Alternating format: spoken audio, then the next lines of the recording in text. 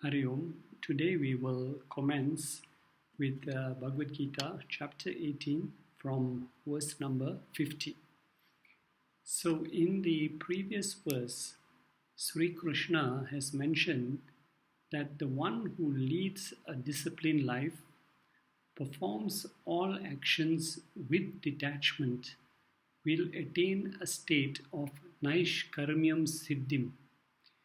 This state of Naishkarmyam Siddhim is the state of absolute bliss, where all actions are performed by the devotee being fully absorbed in the state of God realization. In the following verses, the Lord will describe how such a person who is established in this state of absolute bliss conducts himself. This state can be compared to the same description that the Lord gave of a Sthita Prajna. Sthita Prajna in chapter 2, verses 55 to 72, the Lord described this person. Prajna means wisdom, Sthita means one who is established in that wisdom. And the Lord gave us the characteristics of such a person, how he or she interacts with the world. And also similar qualities were given by the Lord in chapter 14, verses 22 to 26, whereby the Lord described a gunatit. A gunatit is one who has transcended all the three gunas, sattvic, rajasic and tamasic, and therefore does not act under the influence of any gunas. So the same description is given here of a person who is established in this state of God consciousness. How does this person conduct himself? How does he, what we call, interact with the world? So the Lord says here, addressing Arjuna in verse 50, chapter 18, he addresses Arjuna as Kaunteya, meaning Arjuna. Tatha, that process, yatha, by which one who has prapta, one who has attained. So going through the processes of karma yoga, surrendering all our actions to the Lord, and that results in a state of siddhim, which the Lord talks about here in verse 50. Siddhim here indicates that the person who has gone through the path of what we call selfless action, surrendering all actions to the Lord, and has attained a state of inner purity, inner purification. So the Lord has blessed this devotee with inner purification, and in this devotee, because of the purified mind, there has arisen what we call a yearning for spiritual knowledge. Then the person becomes established in spiritual knowledge.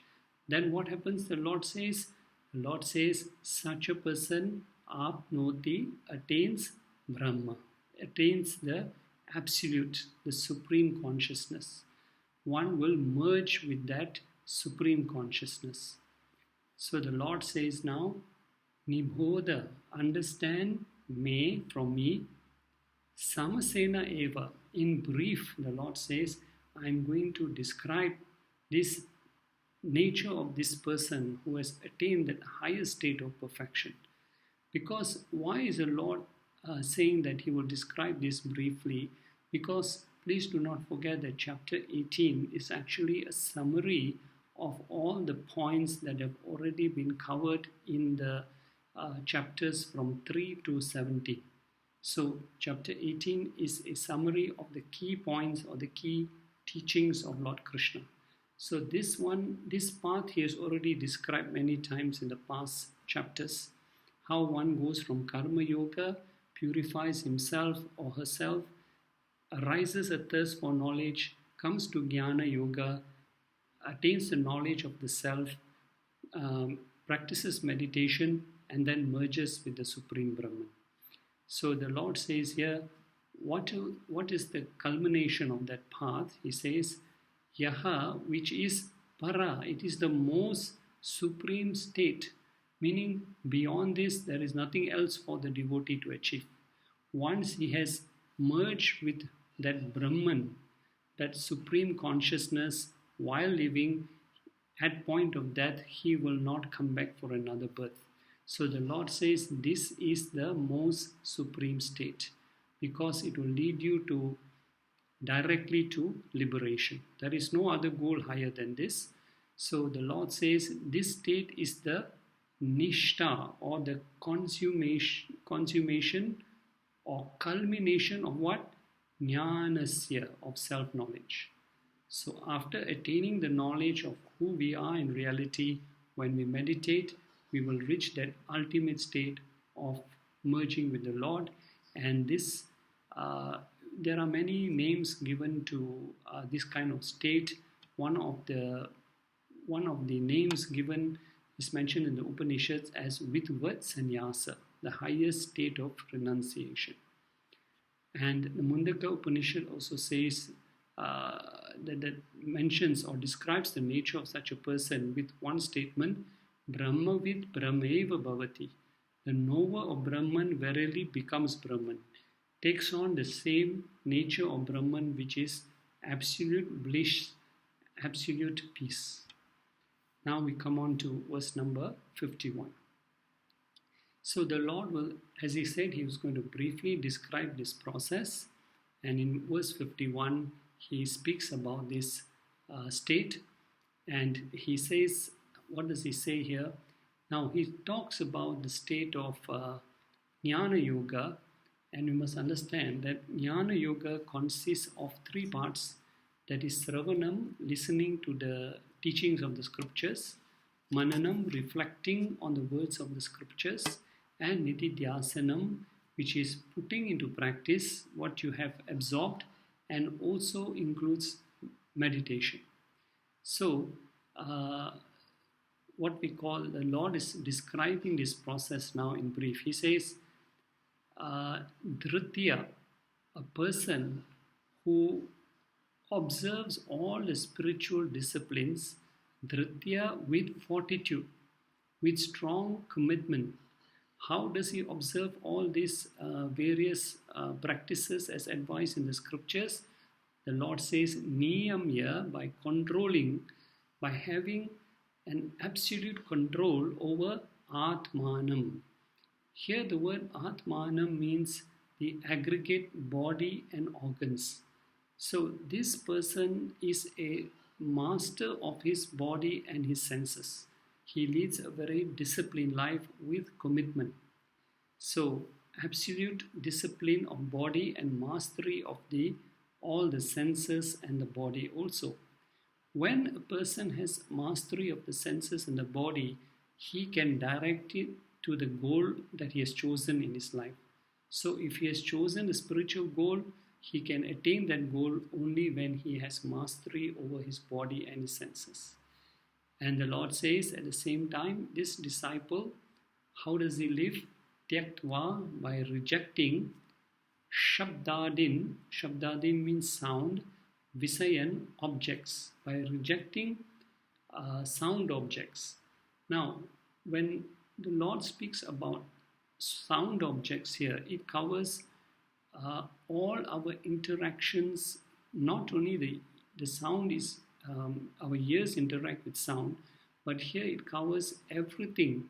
So our eyes interact with form, our tongue interacts with taste, our skin interacts with touch. So the Lord says he rejects this, what we call sound objects. Now, what does it mean? It means that the scriptures are constantly warning us of the dangers of not being in control of our wandering senses. Why? Because the senses are the gateway to the mind. If we are not careful about disciplining the senses, then we will let a lot of impurities enter into our mind through what we see, what we hear, what we touch, etc. So the Lord says here he rejects, meaning he is ever mindful, he is ever careful what he interacts with in this world, so that the mind does not get polluted also. So then he says, cha and vyudhasya, he eliminates in that process raga dvesha, attachment and hatred. He does not lead his life through what he likes and what he dislikes. So generally, most of us lead our lives from the point of the mind, the emotional mind. The mind is subject to likes and dislikes. It likes to do what brings it pleasure, and it avoids doing what brings it displeasure. So raga dvesha is very detrimental to our spiritual progress, because when we are attached, then when we have raga, very strong raga attached to something, and that brings us immediate pleasure and joy. But supposing that activity is prohibited by the scriptures, we will still go ahead because strong raga is pushing us towards that. And if we have strong hatred, dvesha, for doing some activity that brings us discomfort, it doesn't seem to have any tangible gains, then even though the scriptures say it is our duty, for example, the scriptures say it is good for us to do dhanam, but we find that to go and do dhanam, to go and do seva, it brings us a lot of discomfort, so we avoid that. So that's why both raga and dvesha become a hindrance on our spiritual goal. So a devotee of God is one who has transcended both raga and dvesha also. Then we come on to verse number 52. So again describing the nature of this individual. The Lord says that this individual, what is his behavior, what is his interaction with the world? Vivikta sevi. Vivikta sevi means resort to solitude. Frequently take to places away from crowds of people. He likes to retreat to a quiet space that allows time for reflection and meditation. In fact, the more a spiritual seeker gets established on a spiritual path, there is an inclination to be more introvert, and the devotee finds joy in spending time alone, reading the scriptures, reflecting on the words of the scriptures, in meditation and in prayer. So, Vivikta Sevi here doesn't mean going and sitting in a cave or in a mountain, but it means basically enjoying quietude and solitude, to spend time on the spiritual path. Next is quality of this realized soul is lagvasi, eating sparingly. Asi, the word lagvasi, asi means to eat, lag means food that is well measured. So eat food that is beneficial to our health and pure and in moderate quantities. So one who does not succumb to the taste of the tongue and just keeps on eating and indulging in all kinds of food. So one who does not overconsume food, because overconsumption of food, as the Lord also told us, is a hindrance in meditation, as it causes lethargy and laziness also. Now again, food, as the Lord has mentioned here, to be disciplined in the intake of food. Food is only associated with one sense, that is tongue. So we must also take it to mean that whatever we intake from our eyes, from our nose, from our skin, all this should be moderated. Next quality that the Lord gives, yatha, one who controls speech. Vak is speech. And the discipline or the austerity of speech Lord had mentioned in chapter 17 verse 15. So you can read up there what it means to discipline our powers of speech. Second is kaya, body, which was also already explained in chapter 17 verse 14, and discipline of the manasa, the mind, which was also explained in chapter 17 verse 16. So all these three, the one who controls speech, vak, kaya, body, manasa, mind, who is a master of body, mind and speech. So this is also very, very important also. A practice that is done by one who has reached that state of higher consciousness. So the Lord says this person is in Dhyana Yoga. Dhyana Yoga is meditation. And if you recall, Dhyana Yoga was also the title of chapter 6, whereby the Lord described the process of meditation in detail in chapter 6. So the Lord says here, one who is in Dhyana Yoga meditation, para nityam, ever engage in the process of meditation. So, meaning this person practices meditation daily. It is not taken as a part-time hobby or to pass the time, but one must dedicate time daily to sit in meditation. And then the Lord says, one who has samupashrita, formally taken recourse with a firm vow. What is that vow this person has taken? To lead a life of vairagyam, dispassion, detachment. And this is very important to progress spiritually because one has to make sacrifices.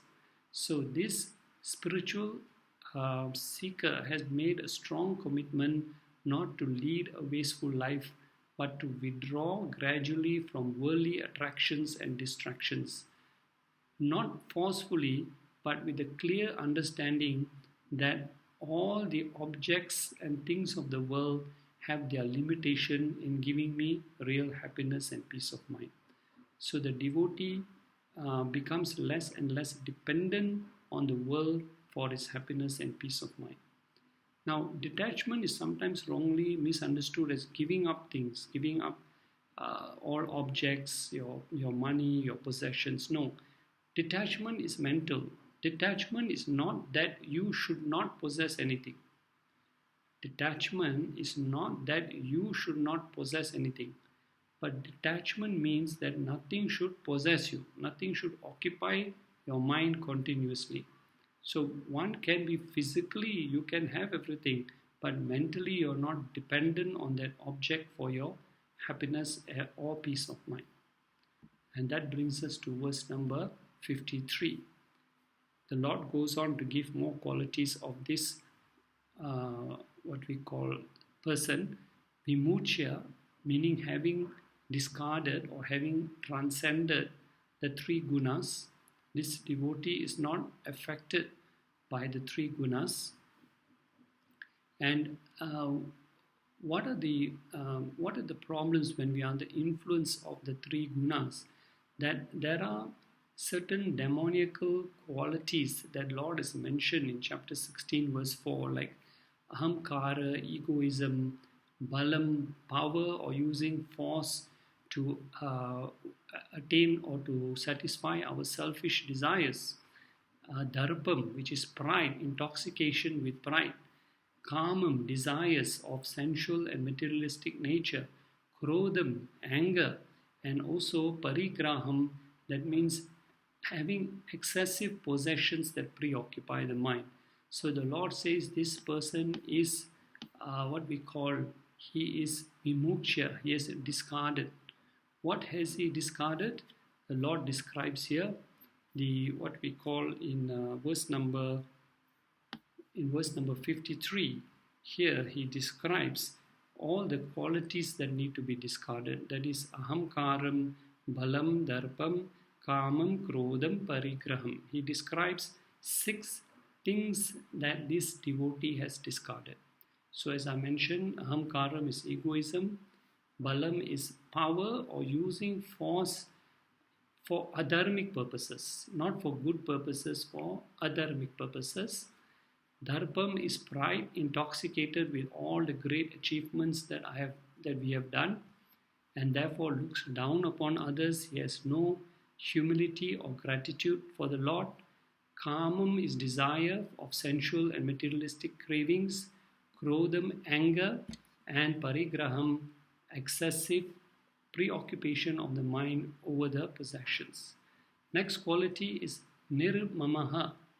Nirmamaha is free from minus, meaning identification with the body, identification with possessions, relationships, power, positions. And santaha, the mind is serene, calm and peaceful. So the Lord is giving us a description of such a realized person. He says, Such a person who has attained all these qualities, kalpate, is fit for what? Brahman. He is fit for Brahman, bhuyaya, for becoming Brahman. So he by natural inclination takes on all the qualities of Brahman, which is Satchit Ananda, absolute bliss, consciousness, eternity. So kalpate Brahma bhuyaya, such a person becomes fit for becoming Brahman. He identifies himself, he does not identify himself as his temporary, perishable body, he only identifies himself as the higher consciousness.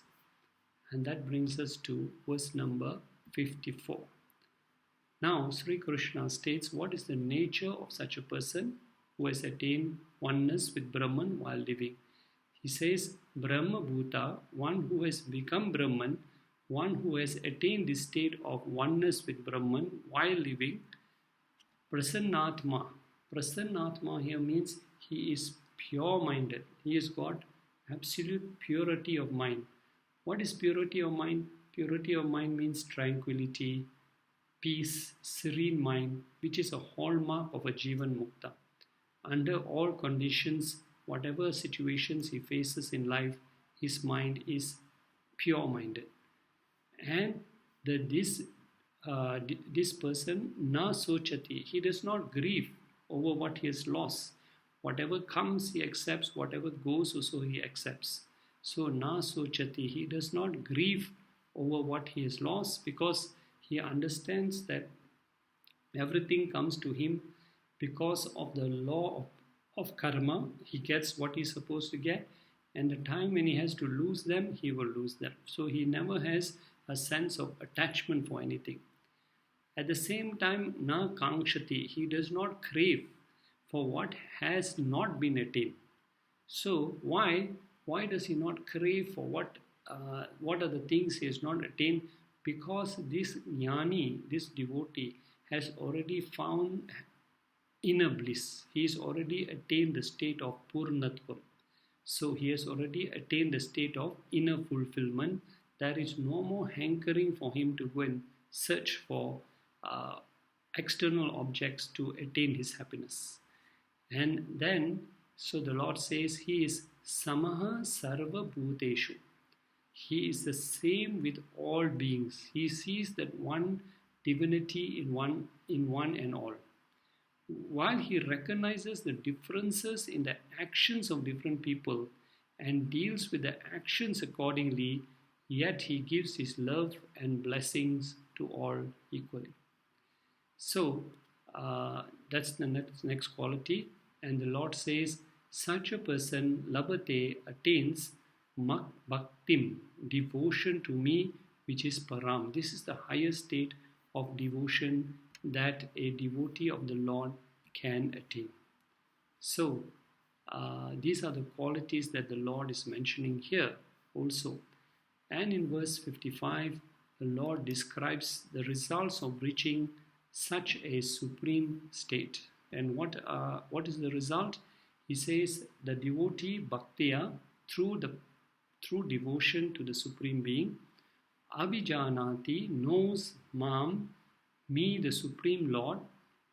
And how does he know me? So here in verse number 55, he speaks about what is the relationship of this God-realized soul with the Supreme God.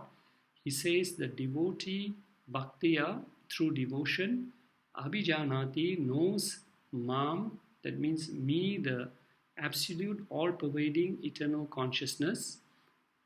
Yavan asmi cha, what I am. The Lord says he knows me, yavan asmi cha, what I am, and yaha, who I am.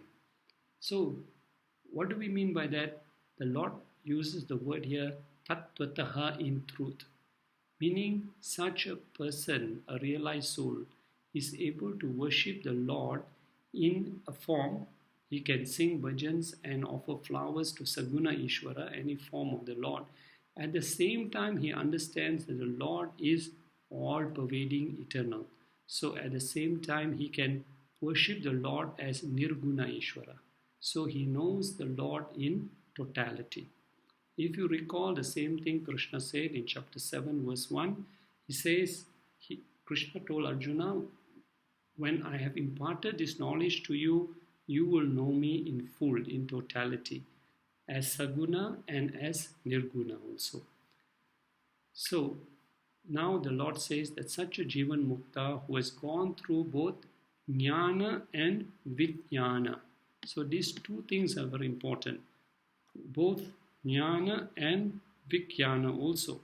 So Jnana and Vijnana also are very important here to know. And this is what the Lord had said in chapter 7, which was entitled Jnana Vijnana Yoga. Jnana means knowledge. Vijnana means that knowledge which culminates in wisdom. So the Lord had mentioned that in chapter 7 also. So the Lord says here now, Tatha Nyatva, then having known me, knowing me in essence, that I am the very, what we call the very source, the very support and the very cause of dissolution. In essence, the Lord is everything. He is manifest and beyond manifest. What happens to such a devotee? He says, Vishate, he enters, tad anantaram, immediately he becomes one with me, meaning such a person, upon the fall of this body, does not take another birth.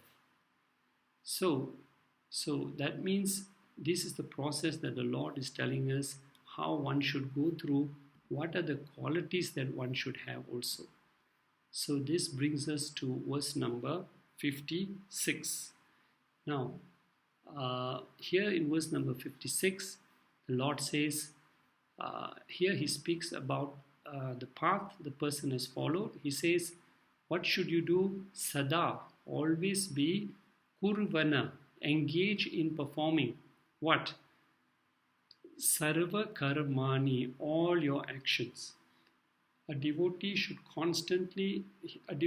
never give up the duties and responsibilities, but should always be engaged in performing sarva karmani, all the relevant actions in accordance to your duties, responsibilities.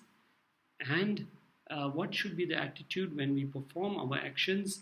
Mad vyapashraya. Mad vyapashraya means taking refuge in the Lord. So what do we mean by taking refuge in the Lord? It means that first the devotee of the Lord should have complete faith that the Lord is the ultimate source of security. I do not shun or give up the world, but I never depend on the world as my source of happiness and security. Secondly, taking refuge means having full faith in Bhagwan's teachings. In the words of the scriptures, we must follow those teachings diligently. So, this is another important quality. The Lord says, by living in such a manner, discharging all his duties in total surrender to me, a devotee avapnoti attains shashvatam, eternal, avyayam, immutable padam state. Such a devotee, through the process of selfless actions, dedicating all his actions to me, will attain the state of what we call the immutable state. So the immutable state here means, of course, he's talking about moksha or liberation also. And how will such a devotee attain this state? The Lord mentions here in verse number 56. So the word he uses here is mat prasadat. So mat prasadat means through my grace. It is the prasadam of the Lord. When the devotee follows the teachings of the Lord, surrenders all his actions to the Lord, the Lord blesses such a devotee. So he says, through my grace, the devotee will attain moksha also. And this is what he has said here in what we call in this verse number 56 also. So here, as I said, chapter 18 is a summary of the teachings of the past chapters. So we will be briefly looking at the things that have already been discussed. And Krishna in chapter 18 will highlight the important points of his teachings.